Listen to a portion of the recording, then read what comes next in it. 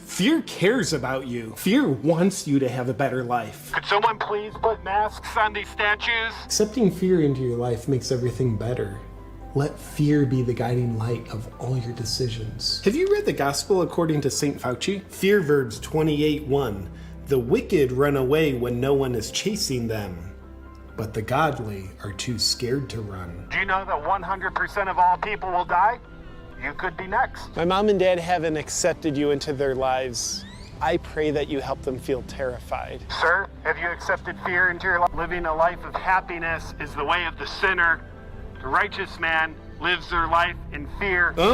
Satan's tempting you. He wants you to believe you have something called an immune system. He's trying to trick you into not needing fear. Please grant me the strength to be an obedient little bit. Hallelujah! Well, it's a simple choice between fear and love, and I think it's very fair to say that the ruling establishment, mainstream media, and politicians definitely want you crapping your pants in more ways than one. Welcome back, beautiful and amazing human beings. This is Luke Rudowski of WeAreChange.org. A lot of very important news to get into today surrounding the economy, oil shortages, and just more absolutely absurd band-aids and ridiculous nonsensical policies by, of course, the Biden administration. But before we get into that, plus all the latest news happening right now, the video that we played in the beginning of this broadcast is a short clip from Awaken with JP. He does great satire. This one definitely hit the nail on the head, and if you want to check out his channel, the link to it is in our description down below. And I think he characterizes a lot of the absurdity and a lot of the fear-mongering that has usually been spread by mainstream media outlets like CNN, whose chief head honcho just admitted that he encouraged his host to focus on emotion and opinion, since, of course, you know, emotional manipulation works a lot better for the special interests than facts and journalism. Because, you know, when we're talking about journalism, when you're supposed to be reporting, you're supposed to tell people what happened, and they're supposed to make up their own opinions on it. But when you lead with emotions and people's opinions of what they should think about an event before even knowing all the facts around it, you of course have the quote most trusted name in news, CNN, as rightfully exposed by its chief's admission. Also, in related horrible propaganda, disinformation, psychological, emotional manipulation,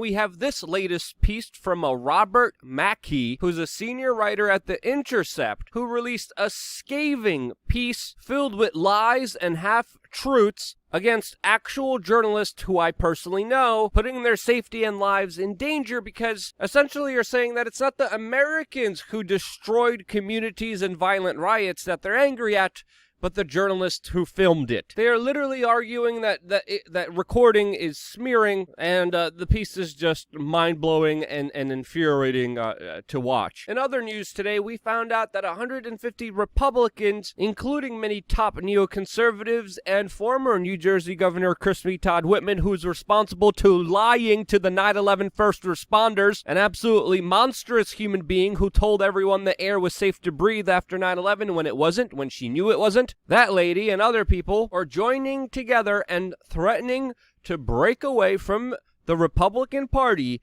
if the Republican Party doesn't break from Donald Trump. Now, this move actually highlights the larger divide that is within the GOP party, and the fractures of this are becoming more apparent, which highlights the divisions that are happening within this country. In related hating people who are figureheads movement, there's also a lot of backlash against billionaire Tesla founder Elon Musk, who just announced that Tesla will be suspending their acceptance of Bitcoin because of concerns of Bitcoin using, quote, fossil fuels. No, I kid you not.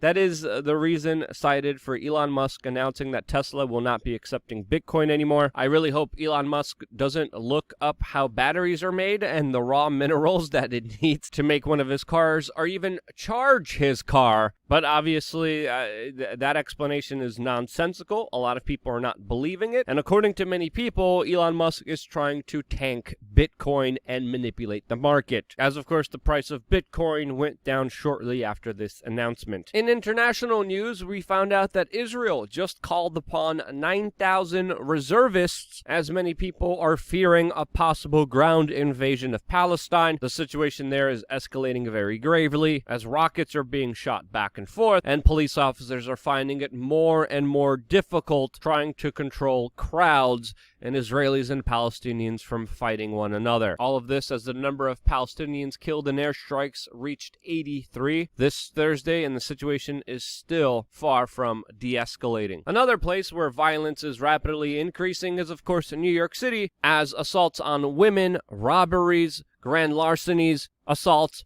are all up dramatically as more violent attacks are happening on innocent bystanders. All of this as the mayor of New York City focuses on woke ideology, promotion of critical race theory, locking down and shutting down small businesses, while eating french fries, trying to manipulate people to take a procedure that we can't talk about on this specific platform. Yes, we have a lot of things to say about the current state of health, which is perfectly represented by some of these health ministers. There's a lot of propaganda, there's a lot of disinformation.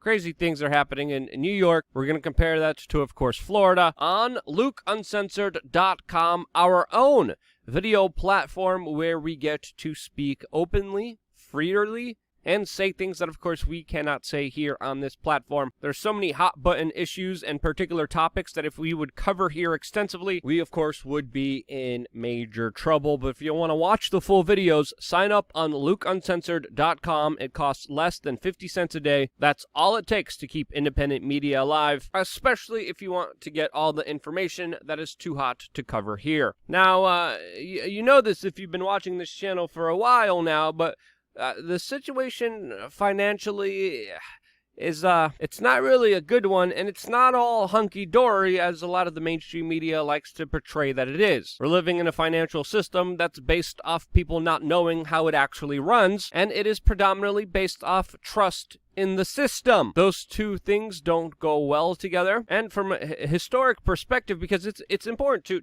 to understand history, because history usually repeats. People who pay attention to history or are historians are naturally people who mistrust the government because history tells a story of governments creating horrible atrocities against the people. Financially, history also tells us that currencies don't last very long, and essentially all of them throughout a span of 100 years or 300 years fall to be absolutely worthless. That is some important context and information to consider here, especially with all the latest news, especially now with all the institutions that were denying a lot of very important information finally acknowledging some of it, as the top bank in England has its economists warning of a 1970s-style priced inflation, specifically comparing the UK economy to a bouncing tennis ball, going from boom to bust, showing, of course, unnatural moves in the market that should be concerning to anyone paying attention. And what is the US government? What is the Biden administration doing throughout all of this? Well,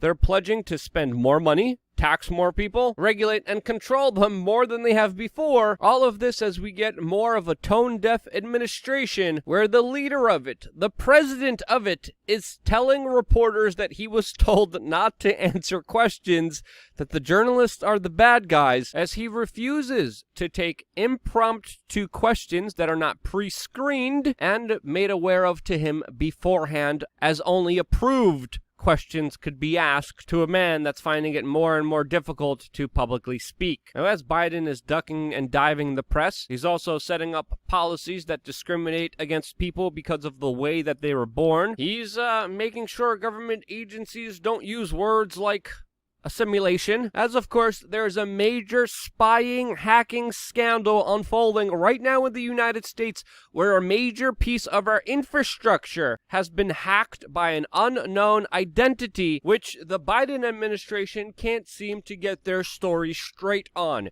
We had the FBI recently come out and say that this was a Russian hack, with absolutely no proof, with absolutely no evidence. Joe Biden just came out today and said that he does not believe that Russia was behind this. We were told previously that this hacking group apologized for this hack and reversed it. And now we're finding out that the hackers got $5 million in Bitcoin as the company Colonial Pipeline decided to pay the ransom, which of course contradicts the claim which the company made that it would not pay the ransom. Very interestingly, the Biden administration, who loves to stomp its nose in every business, in every private enterprise, decided that they are implementing a quasi-laissez-faire approach to this particular situation and deciding not to intervene, allowing the company to do whatever it decides it wanted to do. Well, it lied and paid $5 million to hackers that are most likely running around with NSA hacking tools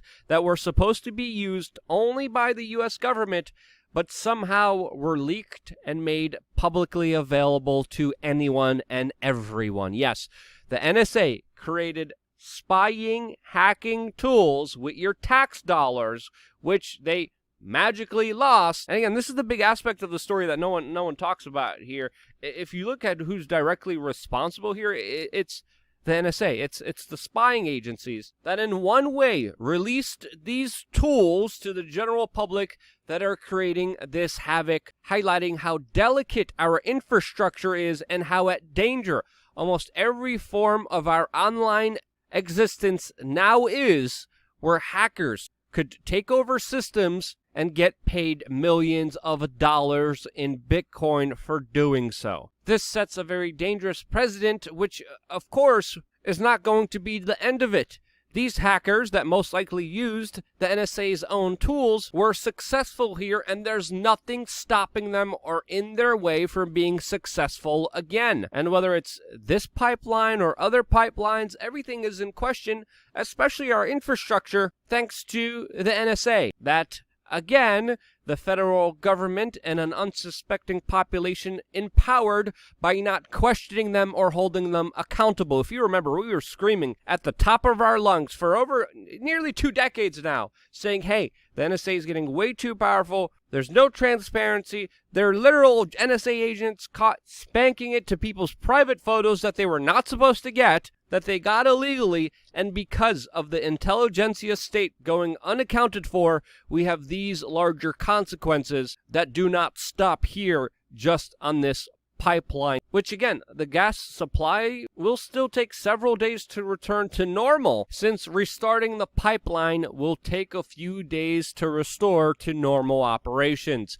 If the hackers decide not to shut it down again, because the hackers are in control here. If the hackers want to say, I'm just going to turn it off again, they can, and they will, and there's nothing stopping them from doing this. If the hackers say, no, we want $6 million right now, they can and may do that. But so far, there have been many of these incidences that happen to local towns, that happens to states.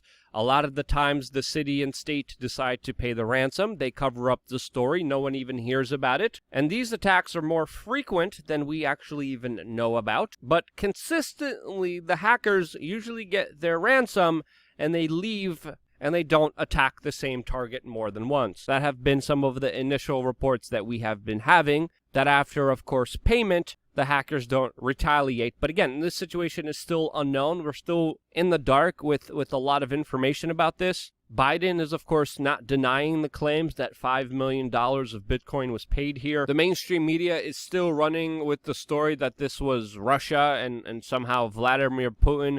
Again, Biden denies this. The FBI, mainstream media are still running with it. And as we explained to you before, when it comes to online cyber attacks, false flags are very common. Pointing the blame at other countries is absolutely imperative here. And safe to say, we are absolutely in a totally crazy situation where online hackers have control of some of the most important things in our existence. So, as I've been telling people, a lot of things are unknown, a lot of things are uncertain.